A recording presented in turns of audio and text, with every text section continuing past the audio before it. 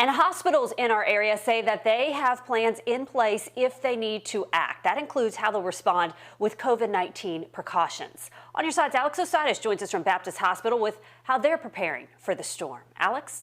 A storm brewing and a pandemic active, the plan that's in place to take both of those into account and keep patients safe. Behind the scenes at Baptist Health, preparations on paper for hurricanes and how to handle coronavirus. With the National Weather Service, National Hurricane Service, we make decisions that are based on the safety of our patients, our staff, and the community. Right now, system leaders are watching the path, but no immediate action to move patients is needed.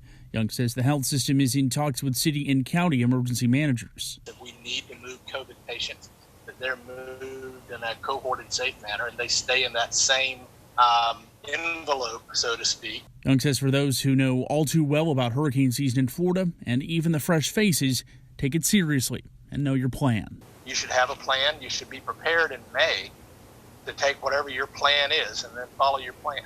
Ahead at 6, memories of another storm and how the waters threatened hospitals across the First Coast. I'll have that coming up. Reporting, Alex Osiris, First Coast News, on your side.